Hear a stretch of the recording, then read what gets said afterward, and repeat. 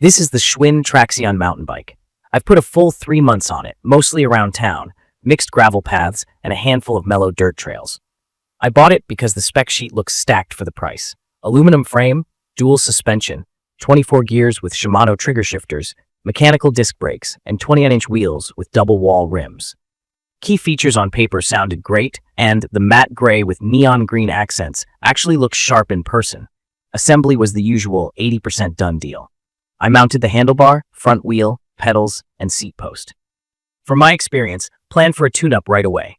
My brakes rubbed out of the box and needed careful centering, and the derailleur limit screws backed out after the first few rides until I dabbed a little thread locker on them. If you're new to bikes, mechanical disc brakes use steel cables, not fluid, so they stretch a bit and need occasional readjustment. Once I dialed everything in, the shifting felt crisp when I wasn't pushing super hard, and the brakes were acceptable for easy riding. Fit-wise, the single 18-inch frame works for my height at 5'10". The riding position is a bit forward, but relaxed enough for longer path rides. I raised the seat post, slid the saddle a hair forward, and rolled the bar to find a neutral wrist angle. The stock vinyl saddle surprised me in a good way, better than I expected, while the resin pedals were slick and flexy, so I swapped to metal platforms with pins for real grip. If you keep just one stock part, keep the double wall rims. They're sturdy and have handled a couple of pothole hits without going out of true. On pavement, the bike is comfortable. Dual suspension takes the buzz out of cracked roads and rough curb cuts. In my opinion, this is where the Traxion makes the most sense. Casual rides, errands, neighborhood loops, and relaxed workouts.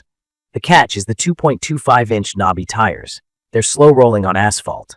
You notice the drag the moment you start pedaling. I'll likely switch to a semi-slick tread for street riding because that alone would make it feel a size lighter. On gravel and easy dirt, the bike hits its sweet spot. The big 29-inch wheels carry momentum and roll over small washboards and ruts. The knobs finally do their job, and the suspension smooths out chatter. The mechanical discs are okay on gentle descents if you keep them adjusted. One point for newer riders: modulation is the feeling of how easily you can control braking force. These brakes don't have the smoothest modulation compared to hydraulics, but they're fine for mellow riding once tuned. Single Track told me a different story. I tried a local green trail with a few roots and small rocks. From my experience, the suspension feels plush at first, then turns into a pogo effect when you start climbing or pedaling on uneven ground. That's pedal bob, energy lost as the rear end compresses and rebounds under pedaling. The frame also flexes laterally when you lean the bike into a corner. It's a simple single pivot setup, and when you add the bike's weight, the feeling on real trails isn't confidence-inspiring. I needed more bite from the brakes on steeper bits, and when I tried shifting under load on a climb, it wasn't smooth. I ended up walking a section I'd normally ride on a basic hardtail. If your goal is to learn mountain biking on proper single track, this isn't the tool I'd pick. Let's talk weight, because you feel it in every part of the ride. At about 49 pounds, acceleration takes effort, stairs are a workout, and hoisting it onto a car rack feels like a mini lifting session. Aluminum frame or not, the total package is heavy. The dual suspension and budget components add up. It's not a deal breaker for path riding, but it matters a lot off-road, where quick moves and repeated climbs are part of the fun. Reliability over 3 months has been decent for casual use. I've needed to recenter the front caliper twice, snug a few bolts on the rear linkage when a squeak popped up, and nudge the rear derailleur barrel adjuster a couple of times. Normal stuff for a budget bike that uses cables.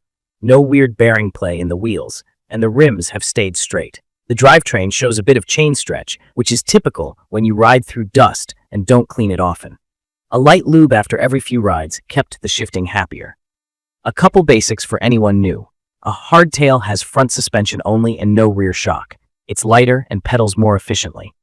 Single Track is a narrow dirt trail with rocks, roots, and quick turns. This bike is sold as a trail machine, but in my opinion, it rides more like a comfort bike dressed up in mountain clothes. If you want to explore actual mountain biking, a shop-level hardtail with hydraulic brakes and an air fork will be safer, lighter, and easier to grow with. If you're sticking to paths and gravel, the Traxion can be the right kind of simple fun. Key features that won me over early were the 29-inch wheels, the dual suspension for comfort, and the Shimano trigger shifters. The trigger setup feels intuitive, thumb to go easier, finger to go harder, and on flat ground, it clicks along nicely. The mechanical discs are serviceable but need patience to keep quiet and centered. The standout part is still the wheel set. Extra wide, double-wall alloy rims that can take a hit. The weak link out of the box is the pedals, and I also think the grips are a bit firm. Softer grips help on longer rides. It's perfect for riders who want a cushy, good-looking bike for bike paths, neighborhood loops, smooth park trails, and flat gravel. If you value comfort over speed and you're not chasing technical terrain, you'll probably smile every time you roll out.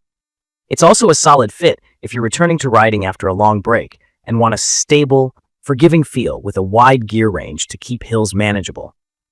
I'd recommend this for casual riders who want comfort first, folks who ride 50-50 pavement and easy dirt, and anyone who likes the look and doesn't mind the weight. I wouldn't recommend it for new riders aiming to learn real trail skills or anyone planning weekend single-track sessions. Upgrading it into a trail bike isn't realistic. The standards are older, and the cost of a better fork, brakes, and drivetrain would quickly pass the price of a capable entry hardtail. If you have upgrade money, save it for that hardtail instead. Spend only on comfort and safety here. Pedals with pins, maybe different tires for your main surface, and a basic shop tune. From my experience, the Traxion shines when I keep it in its lane. I've enjoyed slow rolls with friends, gravel paths at the park, and short cardio rides where I don't care about speed. I've also learned its limits. When I hit actual single track, the fun drops fast. That's okay. Not every bike has to do everything. Know what you're buying and where you'll ride. In conclusion, the Schwinn Traxion delivers comfort and looks for casual use, not real mountain biking. It rides best on pavement and smoother unpaved paths, where the suspension turns bumpy surfaces into a relaxed cruise. The weight and component level hold it back on trails. If that aligns with your plans, it can be a pleasant, low-stress companion. If your goal is to progress off-road, consider a lighter hardtail from a bike shop and thank me later. If this video helped, please subscribe to the channel and drop your questions or your own experience in the comments. Thank you for watching.